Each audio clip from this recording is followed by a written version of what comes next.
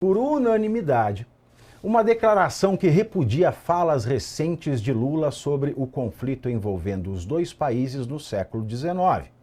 No texto, divulgado ontem, Lula é acusado de distorcer a história.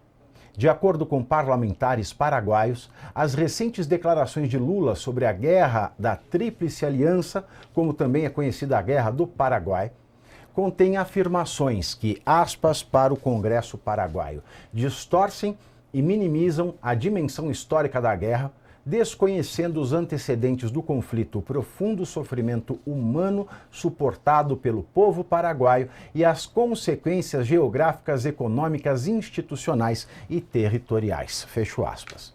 Além da nota de repúdio, parlamentares do Paraguai exigiram que o canhão El Cristiano, levado pelo Brasil como troféu de guerra, seja devolvido ao país.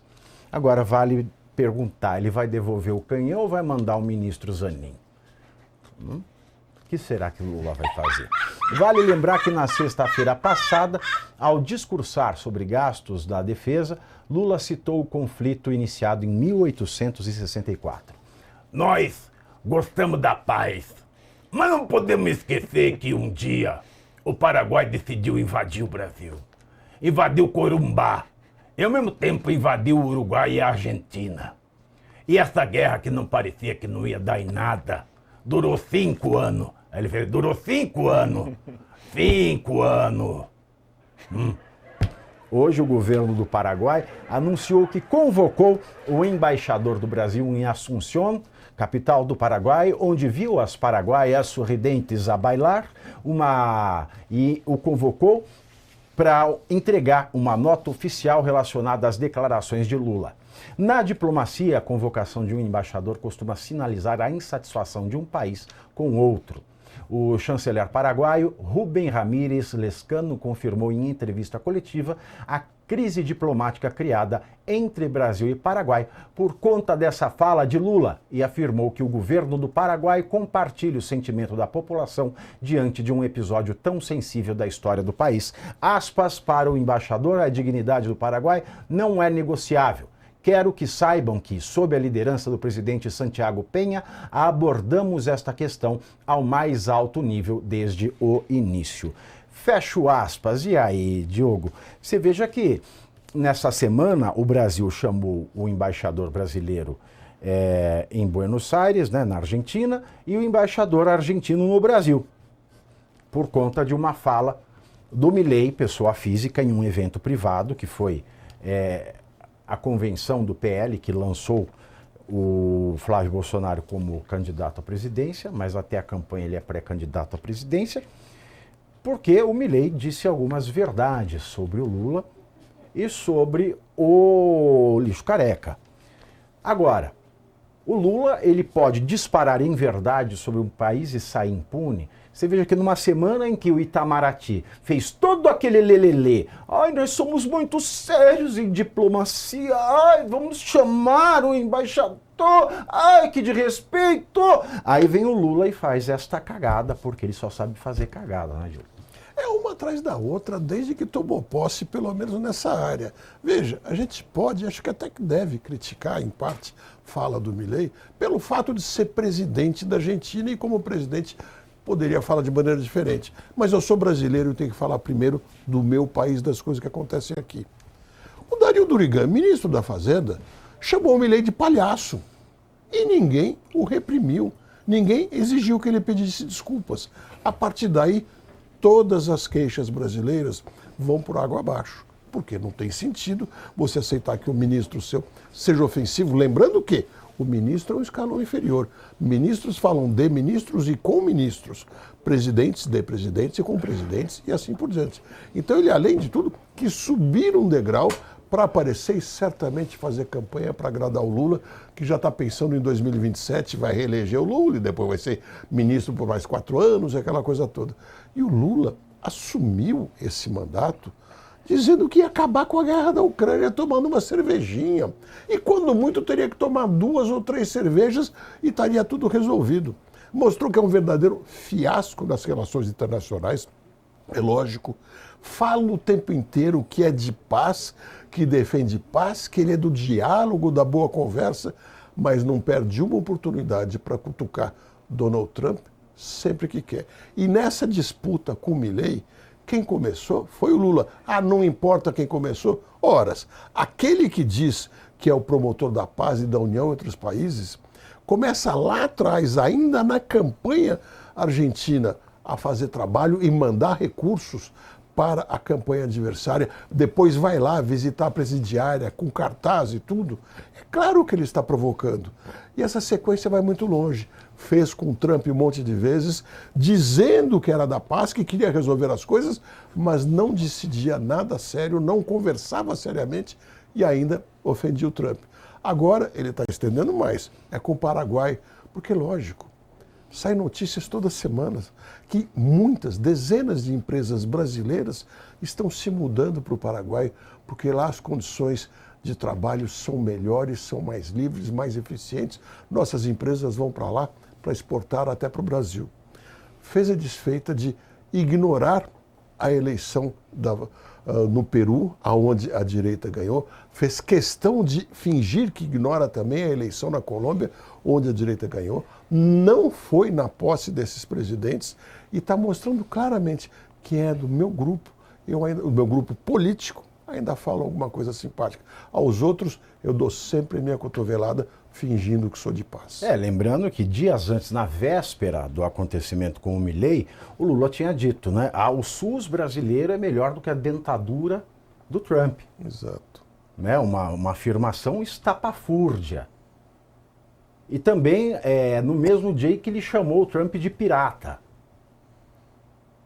Vale lembrar que ele não foi à posse do presidente colombiano de direita, peruano de direita, e também não foi na do presidente Javier Milei.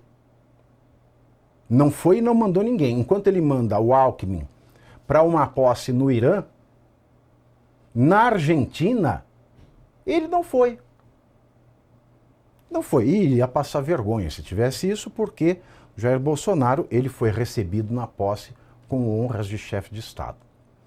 Eu sei porque eu estava lá e eu vi. Uma coisa também que eu acho que a direita ela perde muito tempo em não fazer isso, Eduardo. Já que a gente está falando do Paraguai, que é a situação do Paraguai chamar os embaixadores por insatisfação ao que o presidente Lula disse, nós temos que lembrar do Mercosul. Nós temos Paraguai e Argentina como dois polos proeminentes e promissores da economia. Lembrar que o Brasil é um país cada vez mais desgastado e tem o Uruguai, que a gente não sabe para onde vai o presidente ali. Mas eu acredito que a nossa direita perde tempo em não procurar o parlamento do Mercosul ou os órgãos do Mercosul para falar da falta de direitos humanos no Brasil, da perseguição judiciária no Brasil, porque vale lembrar, a Venezuela foi posta para fora do Mercosul porque ela não atendia essa cláusula dos direitos humanos. Já que essa insatisfação dos países que compõem o Mercosul com o Brasil é tamanha, por que não levar ao Mercosul, não levar aos paraguaios, aos argentinos, a questão da falta de direitos humanos no Brasil? Concordo, Pavinato, eu concordo, mas eu também compreendo a situação no sentido de que se os parlamentares brasileiros, no caso a direita brasileira, fizessem essa articulação e levassem a conhecimento que provocasse a exclusão ou a eventual sanção do Brasil no Mercosul, certamente eles seriam enquadrados aqui como traidores da nação, e aí seriam eventualmente seus mandatos cassados e todos os efeitos que a gente envolve o ativismo judicial ou a parte de politicagem dentro do parlamento. Eu não tenho dúvidas disso. É importante essa articulação, sim, eu concordo. Se a gente tivesse um período civilizado no Brasil, tendo um império da lei, aí seria perfeito, obviamente, que aí entraria em contato não só com Mas você não acha que se tivesse império da lei não precisava? Não precisava. Sim, eu concordo. Não precisa, porque assim, é muito fácil falar que sofreu, por exemplo. O alemão fala que sofreu com Hitler. Mas uma coisa é sofrer com Hitler, outra coisa é combater Hitler. Sim. Imagina as empresas, pensando a mesma coisa.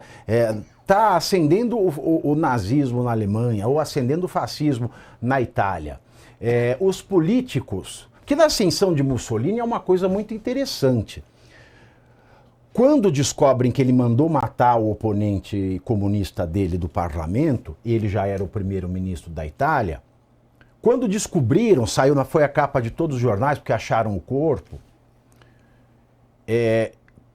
ele ia ser posto para fora do parlamento e ser expulso. Todos os jornais contavam com isso, era a manchete de todos os jornais da época e de todas as revistas internacionais.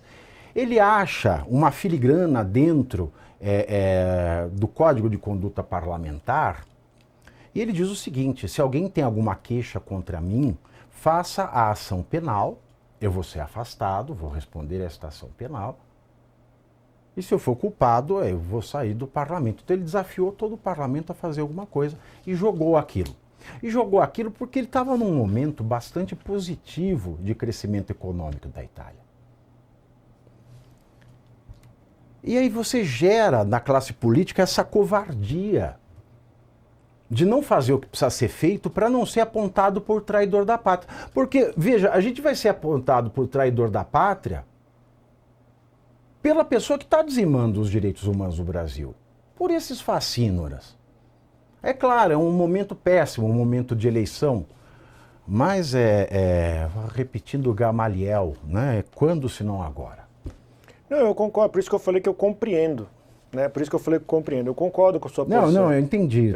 Por isso que eu falei que eu compreendo a ação. Mas é óbvio, você tendo uma articulação internacional, você tem que fazê-la pela denúncia, que senão não vai acontecer nunca, né? Eu sei, tinha a interlocução, Eduardo Bolsonaro, na época aqui deputado, e até o chefe, né, o presidente da Comissão de Relações Exteriores do Parlamento, a relação com o Vox, na Espanha, com o Chega, em Portugal, e obviamente com os parlamentares de direita na América do Sul. É importante sim fazer essa denúncia, só que deixa muito mais claro agora, indo para a parte central da pauta, deixa muito mais clara a incompetência e a desgraça que é para o Brasil o Lula 3. Eu nem vou mencionar o Lula 1 e 2, que aí entra Mahmoud Ahmadinejad, né, toda aquela relação, o Bashar al-Assad, né, envolvendo o ditador da Síria, toda essa relação do Lula com o que há de mais podre. Mas o Lula 3, ele sintetiza o que é o Lula na história do Brasil. Nós tivemos um navio sancionado, atracado aqui, um navio sancionado do Irã. Nós tivemos um avião sancionado da Rússia, também em solo brasileiro. Nós tivemos a aeronave do governo brasileiro pegando, né, ajudando a fugir uma condenada por corrupção no Peru, a ex-primeira-dama. Nós tivemos o vice-presidente da República, numa reunião que tinha o chefe da Jihad Islâmica, Hezbollah, Hamas e o TIS, né? E sem contar a presença dele em maio do ano passado, naquela celebração da vitória do Exército Vermelho na Segunda Guerra Mundial, contudo era uma celebração à invasão do território ucraniano. Eu poderia ficar aqui por mais tempo, né? Celebração daquela imagem por inteligência artificial do Cristo Redentor espancando a Estátua da Liberdade emitida pela Embaixada do Irã. Então é uma série de fatores, persona não grata em Israel, né? E aí nós temos também a parte ficou neutro, envolvendo a reação de Israel sobre o atentado de 7 de outubro de 2023. Então este leque, ainda tem a lista é enorme. A gente pode falar das gafes, entre outros. Essa é mais uma, né? É mais uma, em menos até de 15 dias já teve a Argentina, que é um dos principais parceiros comerciais do Brasil no continente e no Mercosul, né, no continente que é sul-americano e no Mercosul, e agora com o Paraguai. Um completo desastre e uma completa desgraça para o nosso país, Pavinato. Eu acho engraçado o pessoal de esquerda. Engraçado não, é uma desgraça, na verdade. Mas eles costumam dizer o seguinte, né? Eles são favoráveis a qualquer movimento de resistência. Aí se pergunta, resistência a quê? Resistência à civilização? Resistência aos direitos humanos? Porque você olha Hamas, você vê esses grupos terroristas que a esquerda tanto adora no Brasil. A esquerda, que é composta por uma fauna muito interessante, né, de heterossexuais, homossexuais, transexuais, da mesma maneira que a direita.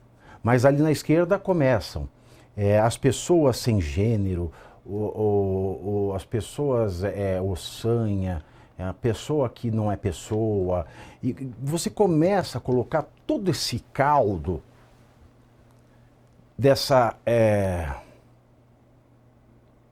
esse caldo dessa loucura coletiva da política identitária que defende esses grupos que resistem aos direitos humanos, que são a assinatura maior da civilização, e eles defendem essa resistência aos direitos humanos para grupos sob o governo dos quais essa fauna não poderia existir.